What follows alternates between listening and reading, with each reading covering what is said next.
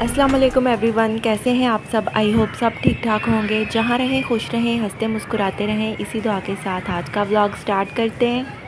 आज मैं अपनी मॉर्निंग रूटीन और ब्रेकफास्ट रूटीन व्लॉग शेयर करूंगी। इधर सुबह सुबह का वक्त है और मैं ब्रेकफास्ट तैयार करने के लिए किचन में आ चुकी हूँ। मैं बच्चों से पहले उठ जाती हूँ, बच्चे अभी सोए हुए हैं, वो ज़रा लेट उठते हैं। मेरी कोशिश होती है कि मैं बच्चों के जागने से 1 घंटा पहले ही उठ जाऊं और अपना किचन का काम स्टार्ट कर दूं, क्योंकि जब हम बच्चों के साथ उठते हैं तो फिर बहुत मुश्किल हो जाती है और बहुत भाग दौड़ में किचन का काम और ब्रेकफास्ट की तैयारी करनी पड़ती है। और अगर हम बच्चों से थोड़ी देर पहले उठ के अपना किचन का काफ़ी सारा काम निपटा लेते हैं तो इस तरह बहुत आसानी हो जाती है। ये मेरी तकरीबन हर रोज़ की ही रूटीन होती है कि सुबह जब फ्रेश होने के बाद मैं किचन में आती हूँ तो आके सबसे पहले आटा गूंद के रखती हूँ। पूरे दिन का आटा ही मैं सुबह के वक्त गूंद लेती हूँ और यही आटा जो है वो शाम तक इस्तेमाल हो जाता है। शाम के वक्त जो चपाती वगैरह बनाती हूँ वो भी इसी आटे से बनाती हूँ। पराठे हर रोज़ नहीं बनते क्योंकि गर्मी के मौसम में ज़्यादा पराठे खाने को दिल भी नहीं करता। तकरीबन हफ्ते में 3 दिन पराठे बनते हैं नाश्ते में, और बाकी दिन ब्रेकफास्ट में डिफरेंट चीज़ें बनती हैं। कभी फ्रेंच टोस्ट बन जाते हैं, कभी फ्रूट शेक यानी मिल्क शेक वगैरह बना लेती हूँ,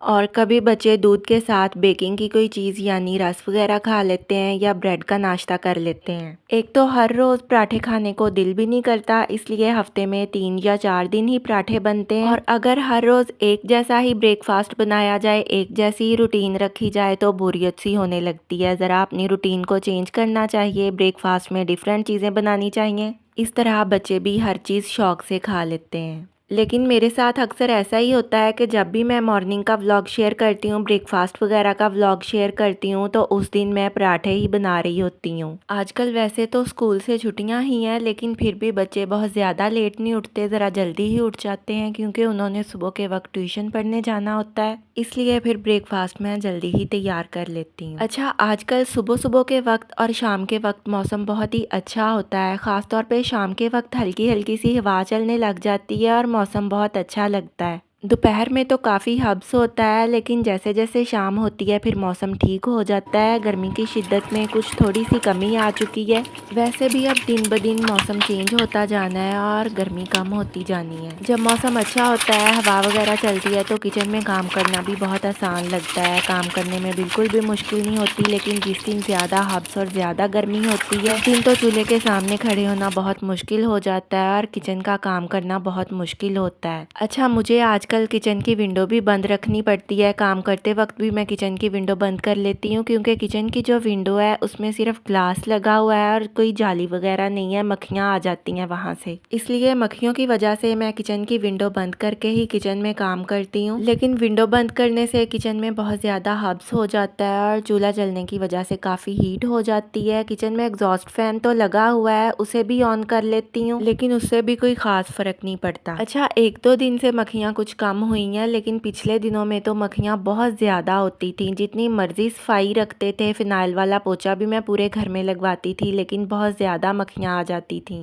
सिर्फ हमारे घर में नहीं बल्कि इर्द गिर्द सबके घरों में पिछले दिनों में मक्खियों का यही हाल था। शायद मौसम ही ऐसा था। बरसात के मौसम में अक्सर ऐसा ही होता है, मक्खियाँ और कीड़े मकोड़े ज़्यादा ही होते हैं, इसलिए इन दिनों में सफाई सुथराई का भी ज़्यादा ख्याल रखना पड़ता है। जी, तो इधर बातों बातों में पता ही नहीं चला, पराठे भी मैंने सबके लिए बना लिए हैं और साथ में सिंपल से एग्स बस फ्राई किए हैं। कोई ऑमलेट वगैरह नहीं बनाया। अगर ब्रेकफास्ट में पराठों के साथ मैं ऑमलेट वगैरह बनाती भी हूँ तो अक्सर मैं खुश्क मसालों वाला ऑमलेट ही बनाती हूँ। अगर मैं सब्जियों वाला ऑमलेट बना लूँ तो बच्चे इतने शौक से नहीं खाते। सब्जियों वाले ऑमलेट से मेरी दोनों बड़ी बेटियाँ चुन चुन के सब्जियाँ निकाल देती हैं, ज़्यादा शौक से नहीं खाती। इसलिए ब्रेकफास्ट में जिस दिन पराठे बने होते हैं उस दिन ज़्यादातर मैं एग्स फ्राई ही कर लेती हूँ। ब्रेकफास्ट करने के बाद मैं दोबारा किचन में आ चुकी थी। पराठों या रोटियों वाला जो पोना होता है, जिस पोने में हम रोटियां और पराठे वगैरह लपेटते हैं, उसमें काफ़ी चिकनाई हो रही थी, क्योंकि जब हम पराठे वगैरह उस पोने में रखते हैं तो उसे काफ़ी ज़्यादा घी और ऑयल लग जाता है। जब हम सिंपल पानी से उस पोने को वॉश करते हैं तो वो सही तरीके से साफ़ नहीं होता, चिकनाई उतरती नहीं है।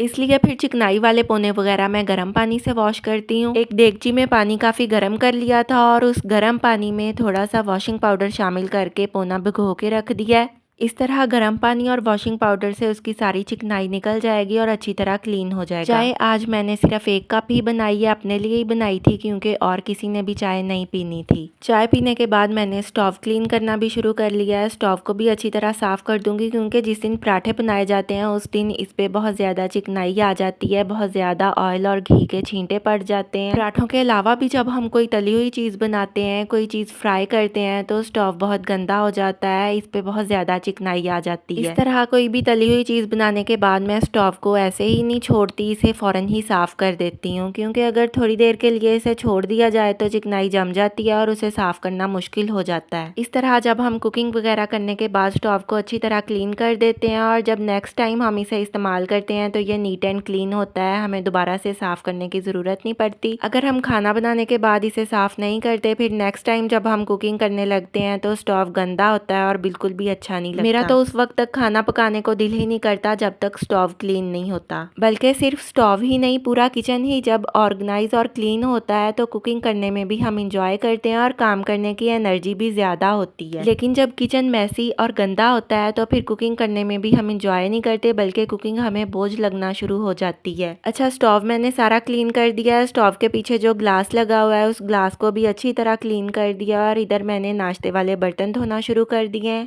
सुबह के वक्त ब्रेकफास्ट करने के बाद मैं बिल्कुल भी वक्त ज़ाया नहीं करती बल्कि किचन में आके किचन की क्लीनिंग स्टार्ट कर देती हूँ। और ये मेरी डेली रूटीन में शामिल है कि नाश्ता बनाने के बाद सबसे पहले मैं स्टोव क्लीन करती हूँ, उसके बाद बर्तन वॉश करती हूँ और फिर काउंटर टॉप साफ करती हूँ क्योंकि ब्रेकफास्ट के बाद किचन का काम निपटाने के बाद फिर लंच की तैयारी शुरू करनी होती है और ब्रेकफास्ट का काम निपटाने के फौरन बाद ही मैं लंच की तैयारी भी शुरू कर देती हूँ। लंच तो मैं दोपहर के वक्त ही बनाती हूँ क्योंकि गैस ही दोपहर के वक्त आती है, ब्रेकफास्ट बनाने के बाद गैस बंद हो जाती है। लेकिन लंच में जो भी कोई चीज़ बनानी होती है, अगर कोई सब्जी वगैरह बनानी होती है तो सब्जियाँ मैं पहले से कट करके रख लेती हूँ, चीज़ें तैयार करके रख लेती हूँ। इस तरह जब गैस आती है फिर मैं फौरन ही लंच तैयार करना शुरू कर देती हूँ क्योंकि अगर गैस आने पे हम सब्जियां वगैरह कट करते हैं और लंच की तैयारी शुरू करते हैं तो फिर लंच बनाना काफ़ी लेट हो जाता है और गैस भी बंद हो जाती है क्योंकि दोपहर में भी कम वक्त के लिए ही गैस आती है। अच्छा, बर्तन तो इतने ज़्यादा धोने वाले जमा हो जाते हैं, ये सिर्फ ब्रेकफास्ट वाले बर्तन वॉश किए हैं और जो बास्केट मैंने रखी हुई है वो सारी बर्तनों से भर गई थी, इसलिए बर्तन मैं जमा नहीं होने देती। जैसे ही सबने ब्रेकफास्ट किया ब्रेकफास्ट वाले बर्तन फ़ौरन वॉश कर दिया और जैसे ही सबने लंच किया लंच वाले बर्तन भी मैं फ़ौरन ही वॉश कर देती हूँ क्योंकि अगर खाना खाने के बाद हम धोने वाले बर्तन छोड़ देते हैं, हम सोचते हैं कि कुछ देर बाद वॉश कर लेंगे, इस तरह फिर उनके अलावा भी मज़ीद धोने वाले बर्तन जमा होते रहते हैं और पूरा किचन ही धोने वाले बर्तनों से भर जाता है क्योंकि बच्चों को फिर सिंक में तो बर्तन रखने की जगह नहीं मिलती, वो काउंटर टॉप्स पे रखना शुरू कर देते हैं। लेकिन जब हम साथ साथ वॉश करते रहते हैं तो हमारे लिए भी आसानी होती है, काम का बोझ नहीं बढ़ता और किचन भी हर वक्त ऑर्गेनाइज और क्लीन रहता है। इधर स्टोव के जो बर्नर्स वगैरह हैं वो भी मैंने अच्छी तरह वॉश कर लिए हैं। थोड़ी देर इन्हें बास्केट में ड्राई होने के लिए रख दूंगी, जब ये जरा खुश्क हो जाएंगे तो फिर इन्हें स्टोव पे लगा दूंगी। अच्छा, आज सबने पराठों का नाश्ता किया है इसलिए लंच तैयार करने की भी मुझे बहुत ज्यादा जल्दी नहीं है,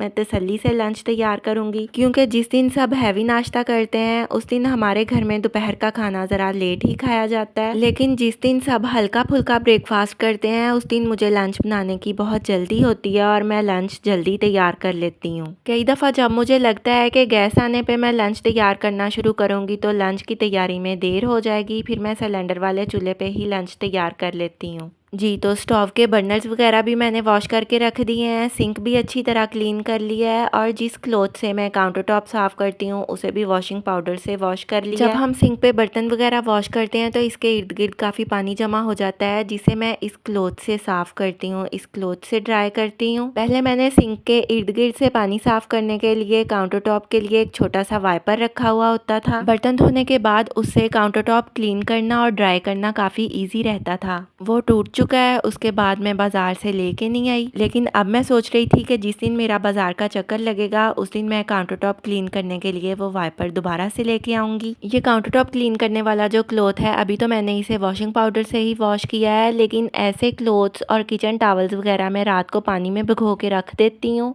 और सुबह के वक्त फिर वॉश कर लेती हूँ। जी, ये जो पोना मैंने गर्म पानी में पकते हुए पानी में भिगो के रखा हुआ था इसकी चिकनाई भी अच्छी तरह निकल चुकी है। अब इसे मैं सिंपल टैप वाटर के साथ अच्छे से क्लीन कर दूंगी और बाहर धूप में फैला दूंगी। अच्छा, किचन के जितने भी क्लोथ्स होते हैं या किचन टॉवल्स वगैरह होते हैं उन्हें धो के हमेशा धूप में फैलाना चाहिए, क्योंकि सनलाइट जो है वो एक कुदरती सैनिटाइजर है और किसी भी चीज़ में जर्म्स वगैरह जो होते हैं वो धूप से ख़त्म हो जाते हैं। अगर हम किचन के टॉवल्स और किचन के क्लोथ्स वगैरह धूप में खुश्क नहीं करते तो उनमें से एक अजीब सी स्मेल आना शुरू हो जाती है। जी, तो जिस देगची में पोना भिगो के रखा हुआ था उस देगची को भी वॉश कर दिया है, तमाम बर्तन धुल चुके हैं, किचन भी क्लीन हो चुका है। अब थोड़ी देर बाद इन धुले हुए बर्तनों को स्टैंड्स पे लगा दूंगी। जी, तो ये थी मेरी मॉर्निंग रूटीन। हर रोज़ की मेरी तकरीबन यही रूटीन होती है। बस ब्रेकफास्ट में तो डिफरेंट चीज़ें बनती रहती हैं, लेकिन उसके अलावा बाकी जो सारी रूटीन है, स्टोव क्लीन करना, बर्तन वॉश करने और बाकी किचन की सारी क्लीनिंग, ये सब कुछ मैं हर रोज़ ऐसे ही करती हूँ। आज का व्लॉग कैसा लगा कमेंट्स में ज़रूर बताइएगा। चैनल को प्लीज़ सब्सक्राइब ज़रूर कर दिया करें। दुआओं में याद रखिएगा। अल्लाह हाफिज़।